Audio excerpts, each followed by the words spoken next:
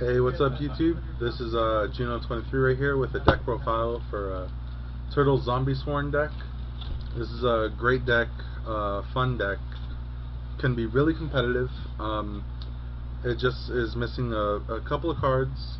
It's almost there. It just needs about $20, maybe $30 more worth of work, but it's a great build, and let's get started on it. First off, we'll look at some of the bosses. We run Dad. There's great graveyard manipulation in this deck. Even though we're milling a lot, we can get to our magic number of 3. Next up, we have a Gores. We don't want to get OTK'd. We don't run a lot of back row, so Gores is always welcome. We run a lot of light monsters because of the Lightsworn engine. So Chaos is very, very alive. He doesn't get out often, but when he does, he puts in work for the game. Now we're on to the zombie part of the deck. We're running 1 Ill Blood. A lot of people say that he's too slow for the deck, but he's a really great card.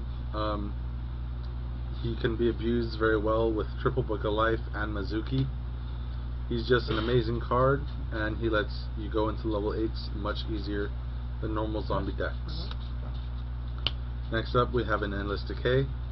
You can go into him with Pyramid Turtle, and he's 4,000 attack turn 1 or turn 2, and he's level 5, so he allows you to go into those odd numbers like level 7 or level 9 or whatever level that you need with relative ease. Next up, we run Triple Zombie Master. He's a great card, and because even though most zombie decks only run 2 or even just 1 Zombie Master, this is Zombiesworn, so we usually mill him, and we want him to be in our hand as well. So running him at max guarantees that we draw into him and that he's in our grave wherever we need him to be. Next up, we have 2 Goblin Zombie. He might bump it up to 3, he's not sure yet, but 2 seems to work out great, and he gets abused enough as is because of Triple Zombie Master. Great card, poke, and you get a mill. Why not? He runs 1 Pyramid Turtle. He thought that he was running 2, he can't find the second one. It'll probably get bumped up to 2 very, very soon. He loves his turtles, that's why he's called Turtle. Yeah. Next up, we have the 1-ubs. We have a Mizuki. It's a win condition of the deck. It's a great card, 17 body if you need to be. And it's searchable with everything in the deck. So broke.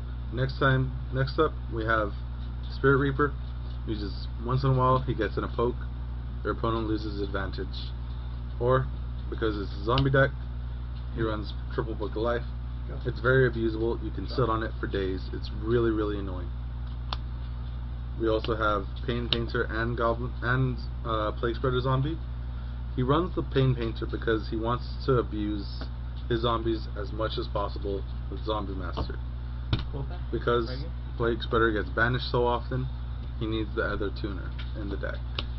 So that's why we're running those. Yeah. Now we're on to the Lightsworn engine. It's fairly standard, so let's just check it out.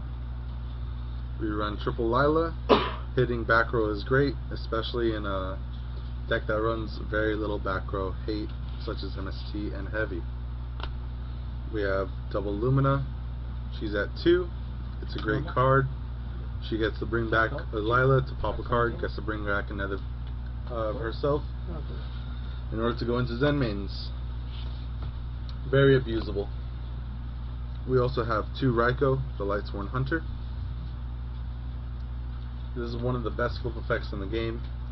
Pops a card, mills out your deck. It's just a great card. And for the non-zombie type monsters, we have a Sangan, because you want to be able to synchro with it and still search out your deck. It searches many, many cards. And we also have a Tech Gale. I actually don't know why he has a Gale in here, but he does, and it works out amazingly. Whenever he plays against Sams, whenever he plays against big monsters, he just summons his Gale, shrinks the opponent's monster, and runs it over. Now we have some spells. We're running triple Book of Life, because more often than not you're going to mill it, and you want it to be live and you want it in your hand as quickly as possible, because more than likely you've milled a zombie in the opening mill. Next we run 1 MST, because back row hate is always great. Book of Moon, because you can reuse Ryko in order to hit back row, in order to hit monsters, and it's really funny when you flip the Ryko and you pop a card. Next turn they attack, you activate Book of Moon, setting your Ryko, and your opponent runs it over and pops another card. It's just great. We also run an Allure of Darkness, draw power, the deck loves it, the deck thrives. Charge the Light Brigade, because it's at 1 and it's a Rhoda for Lightsworns. Thins out your deck by 4 cards, gets your zombies in the grave, lets you OTK as fast as possible. Because we don't have recharge, you run a Foolish Burial still. It gets specific monsters that you need in the grave as fast as possible, such as Mizuki and Plague Spreader. Great card, especially for zombies. This is the win condition of the deck basically. Once you use your Mizuki or your Plague Spreader, you just put them back into the graveyard and start reusing them with your Zombie Master.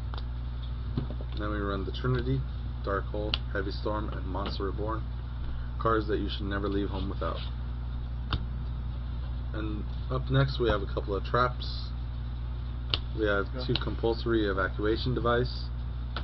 You can use it similar to a Book of Moon, and it makes your opponent, even though it's technically a -1 if you hit an Exceed or a Synchro, and it's basically a -2 on your opponent. So it's a great card. We don't want to get OTK'd because this deck doesn't run any back row, so we run 2 Torrential Tribute, just an amazing card. And you want to protect game, so you run God, because God says no to all your back row. Next up we have the extra deck. We're going to be going from highest to low, and then the ranks. So we got Allied Justice Decisive Armor. Sometimes you can get over BLS and just say attack. It's great, just get over BLS. You run Mistworm because you can make it with Spirit Reaper or Sangyan. You just go into him and you bounce all their back row, all their monsters, and swing. An amazing card.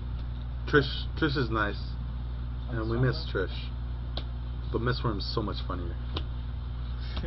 Scrap Dragon, because you always want to pop one of your floaters and you want to pop their cards. It's almost a +1. Stardust Dragon, because this deck doesn't have much protection and you want to be able to protect your plays. Colossal Fighter, he plays against Sams too many times probably. This guy gets too big, it's kind of annoying. Red Dragon Archfiend, sometimes you need to crash with BLS, sometimes your opponent has 12 monsters in defense. Just a great card. Overlooked in my opinion. Then we have a Black Rose Dragon. Black Rose wants to go boom, it will go boom. If it doesn't, well, it's probably baited a warning. We have Revive King Hadez, because we go into level 6 a lot, and hitting your opponent's graveyard effects is great. We run a Doom Kaiser Dragon, because once in a while your opponent techs a Plague Spreader, and it's just fun to go into this, then into an 8. We have a Gaia Knight. It's 26 beater, nothing much, just a good card. We have a Catastor, because sometimes you have a Sangyan and a Plague Spreader on board and you just want to get over something. Now we have the Exceeds. We have Utopia, double Utopia. You can go into this a lot with triple Zombie Master. We run a My Stroke, because my stroke is better than your stroke. What up? A Zen Mains, because we run Lumina, and because sometimes if you really need to, you can overlay with a Sangyan. Why not? And we run a Gotchi Gotchi, because we run Plague Spreader, Pain Painter, and 2 Rykos, and Rykos are face up more than you think. That's the deck profile. This is zombies. All you really need to do is put in at least 2 solar recharges, and maybe a third Raikou if you feel like it, or another Lightsworn monster. That's the zombie deck.